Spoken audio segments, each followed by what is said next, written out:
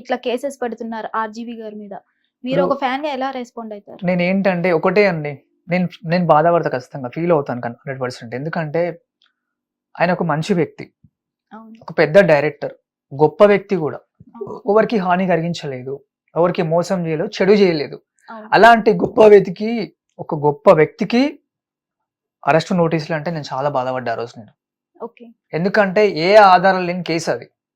Okay. చిన్న post అనుకుంటా. అవును. మరి దునియాలో ఎంతో మంది పోస్టులు చేస్తున్నారు మరి. ఘోరంగా ట్వీట్లు పెడుతున్నారు. ట్విట్టర్‌లో గాని, ఫేస్‌బుక్‌లో గాని, సోషల్ మీడియాలో ఎంతో మంది పెడుతున్నారు. అవును. కొన్ని సంవత్సరాలు ఉండొచ్చు అది పోస్ట్ చేసి. ఎప్పుడో కొన్ని సంవత్సరాలు అయ్యుండొచ్చు అది. అవును. మరి ఇప్పుడెందుకొచ్చిందది? అంటే ఇప్పుడు ప్రభుత్వం వచ్చింది ఓన్లీ రివెంజెస్ తీర్చుకోవడానికే వచ్చిందంటారా? ప్రభుత్వం వచ్చింది జనాల్ని పట్టించుకోవడానికి, పబ్లిక్‌ని పట్టించుకోవడానికి. ఇప్పుడంటే ప్రభుత్వం వచ్చింది కేసులు పెట్టడానికా? అంటే రెవెన్యూ తీసుకోవడానికా? అదే అంటున్నా. అప్పటి ప్రభుత్వంలో జరిగిన కేసెస్ అన్నీ ఇప్పుడు ఓపెన్ చేయడానికే వచ్చిందా ఈ ప్రభుత్వం? ఇలా కేసు పెట్టేదుంటే మరప్పుడు కాంగ్రెస్ ప్రభుత్వం కూడా పెట్టాల్సింది. అంతే గదా! అంటే ఈ ప్రభుత్వాలనేవి వీళ్ళ మీద వీళ్ళు, వీళ్ళ మీద వీళ్ళు చూసుకోవడానికి రివెంజెస్ తీర్చుకోవడానికే వస్తున్నారా? లేదంటే జనాలకి అభివృద్ధి చేయడానికి వస్తున్నారా? ప్రభుత్వం వచ్చింది అభివృద్ధి చేయడానికి. ఇలాంటి కేసులు పెట్టడానికి కాదు. బట్ రియాలిటీగా అది జరగడం లేదు కదా! నేననుకుంది ఒకటే. ఏ ఆధారం లేని కేసు. ఒక ఔలేగాడు అంటాడు ట్వీట్‌లో ఒక మెసేజ్ పెడతాడు ఒక ఔలేగాడు. మంచి మంచి సినిమాలు చేశాడు. ఏ సినిమాలు కూడా రక్త చరిత్ర చేశాడు. అన్ని సినిమాలు చేశాడు. ఇప్పుడు చూడు దాచుకొని తిరుగుతున్నాడంట. నీకు కనిపియాలా? అసలు ఎవరికి కనిపియాలి? ఎందుకు కనిపియాలి సారు? ఆర్జీవి గారు ఎవరికి ఎందుకు కనిపియాలి? ఆయన పనులు ఆయనకు ఉంటాయి. ఆయన బిజీ అయిన ఉంటాడు. ఆయన ప్రొవిజన్ ఆయనకు ఉంటది. కనిపించాలంటే కనిపిస్తున్నాడు కదా! ఇంటర్వ్యూలు ఇస్తున్నాడు కదా! ఇంకేం కావాలి? అవునా కదా! ఇంటర్వ్యూలు ఇస్తున్నాడు కదా! ఇస్తున్నా. రీసెంట్లీ సందీప్ రెడ్డి వంగ గారు ఆర్జీవి గారిని ఒక క్వశ్చన్ అడిగారు. మళ్ళీ ఒక మూవీ తీయాలి అని. ఎలాంటి మూవీ ఎక్స్‌పెక్ట్ చేయొచ్చు? మళ్ళీ ఒక 'శివ' లాంటి మూవీ ఎక్స్‌పెక్ట్ చేయొచ్చా? 'శివ' లాంటి మూవీ ఎక్స్‌పెక్ట్ చేయొచ్చు. ఓకే. హారర్ గాని, యానిమల్ టైప్ కానీ ఏమైనా ఎక్స్‌పెక్ట్ చేయొచ్చా? 'శివ' పక్కా 'శివ'. 100%.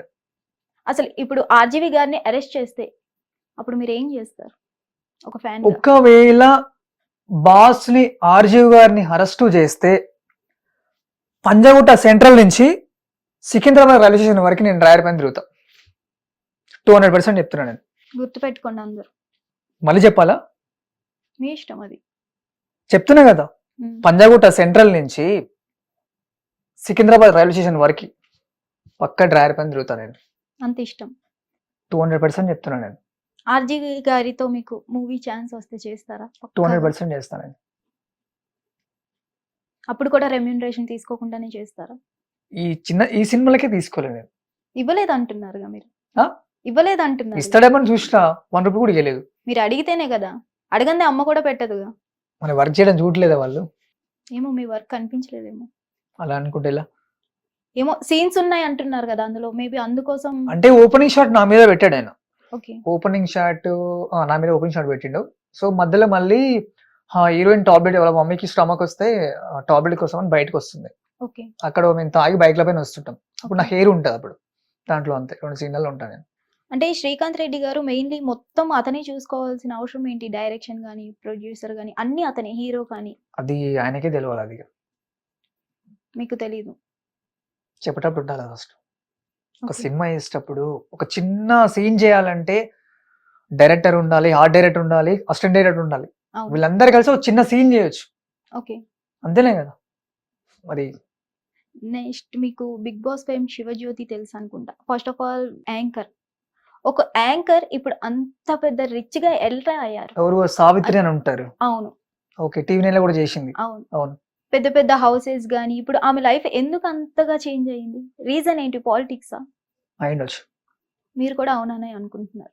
ఇప్పుడు ఒక షోస్ చేసేవాళ్ళు వాళ్ళకి ఈరోజు షూటింగ్ అయితే డబ్బులు ఎప్పుడు ఇస్తారో తెలియదు.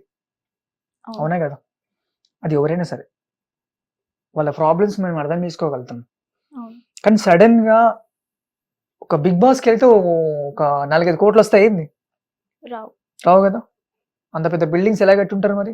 అపార్ట్మెంట్లు ఎలా కట్టుంటారు? అందులో ఫ్లాట్లు ఎట్లా ఉంటారు? అంటే బీఆర్ఎస్ పార్టీ వెనుకుండి మొత్తం నడిపిస్తుంది అంటారా? ప్రమోషన్లు బాగా గట్టిగా చేస్తుందేమో మరి. ఏంటది కదా! తను ప్రమోషన్లు చేస్తేనే అంత ఇది ఉంటుంది. బెట్టింగ్ ప్రమోషన్స్ కూడా ఆమె చేస్తుంది. బెట్టింగ్ బెట్టింగ్ ప్రమోషన్స్ వల్ల ఆమె లైఫ్ లీడ్ చేస్తుందా? బీఆర్ఎస్ పార్టీ వల్ల లీడ్ చేస్తుందా?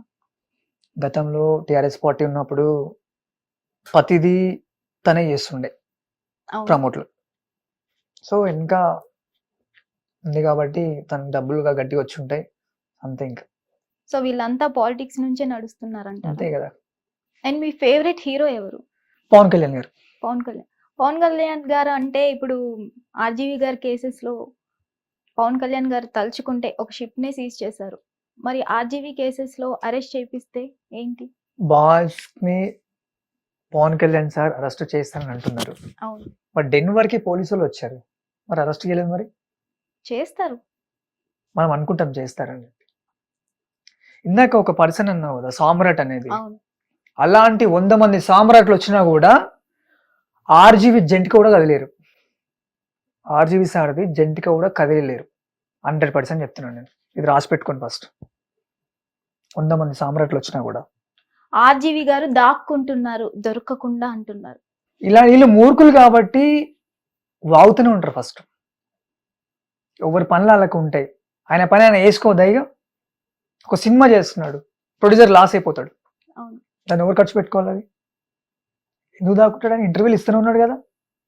ఇంటర్వ్యూలో కనిపిస్తూనే ఉన్నాడు, సోషల్ మీడియాలో కనిపిస్తూనే ఉన్నాడు. అదే ఇంకేం అర్థం కావాలి? కావట్లేదు. అసలు ఆర్జీవి గారు వెనక ఏం జరుగుతుంది? పోలీసులు దాక్కుంటున్నారా? ఆర్జీవి గారు దాక్కుంటున్నారా? ఆర్జీవర్ ఏం దాక్కుంటారు నాకు అర్థం కాదని. ఆయన కనిపిస్తున్నాడు కదా, ఇంత మంచిగా ఇంటర్వ్యూలు ఇస్తున్నాడు. ఆయన ఎట్లా దాక్కుంటాడు చెప్పండి? ఎలా అనుకుంటారు మీరు? పోలీసులకి ఏమైనా పోనీ ఇస్తున్నారా? మిమ్మల్ని వచ్చి కలవమంటారు? పోలీసులకి ఏమైనా ఇస్తున్నారా? ఏమి ఇస్తారు? మరి ఎందుకు అరెస్ట్ చేయట్లేదు? వాళ్ళ ముందు నుంచే వెళ్ళి లైవ్స్ ఇస్తున్నారు ఆ, కదా. మరి ఆర్జీవి గారు ఏమి ఇవ్వకపోతే పోలీసులు ఎందుకు వదిలేస్తారు? దమ్ము ఉంటే అరెస్ట్ చేసి చూడమని ఫస్ట్. దమ్ము లేదంటారా? 200% అది అరెస్ట్ చేయమని చూస్తా ఫస్ట్. ఆర్జీవి గారికి దమ్ము ఉందా? 200% అది రాసిస్తా నేను. మరి కోర్టుకు వచ్చి కేసు సాల్వ్ చేసుకోవచ్చు కదా. ఏది ఆల్రెడీ 2 వీక్స్ అన్నాడు. ఎందుకన్నాడు 2 వీక్స్ అనుకున్నాడు? వర్క్ లో ఉన్నాడు ఫస్ట్. ఆ వర్క్ లో ఉండి బిజీ ఉండి 2 వీక్స్ అని చెప్పిండు ఆయన. ఎందుకు ఇదంతా నాకు అర్థం కాదు. కేసు కూడా వర్కే కదా. కేసు వర్క్ అని మనం అనుకుంటాం. అట్లా ఎవరికి సమాధానం చెప్పాల్సిన అవసరం లేదు. ఎవరికి కనిపించాలి ఆయన? మీరే చెప్పింది ఆ కేసు పెట్టిందని. ఆర్జీవి సార్ మీద కేసు పెట్టిందని మీడియా చెప్పిందా? లేకపోతే పోలీసు వాళ్ళు ఇన్ఫార్మ్ ఇచ్చారా మీద కేసు పెట్టారని? ఇచ్చారా? ఎవరు ఇచ్చారు? అందుకే ఆయన ఎవరు సమాధానం చెప్పాల్సిన అవసరం ఆయనకు లేదు. ఆయన పనులు ఆయనకు ఉంటాయి, ఆయన బిజీ. నాకు 14 days కావాలి అని ఎందుకు అడిగిండు? ఆయన ఏదో పనులు ఉంటాడేమో. దాసుకున్నోడైతే ఎందుకు ఇంటర్వ్యూలు ఇస్తాడు? సోషల్ మీడియాలో ఎందుకు కనిపిస్తాడు? పోస్టులు ఎందుకు చేస్తాడు ఆయన? మరి దమ్ము ఉంటే ఇప్పుడు ఇప్పుడు నేను స్టేటస్ చూపియాలా? 14 days ఎందుకు టైం తీసుకున్నారు? మరి వర్క్ లో ఉన్నాడని చెప్పాడు ఆయన. ఇంటర్వ్యూస్ ఇవ్వడానికి టైం ఉంది కానీ కోర్టుకు రావడానికి టైం లేదా? లేదంటే దమ్ము లేదా దేనికి దమ్ము? ఆర్జీవి గారికి ఎందుకుండదు దమ్ము? మనం దమ్ము వేసేది ఉండదా ఫస్ట్? దమ్ము ఎందుకు ఉండదు? ఇప్పుడు సింహం సింగలేనే పోతుంది, అవునా కదా? సింహం సింహలేకనే ఉంటుంది.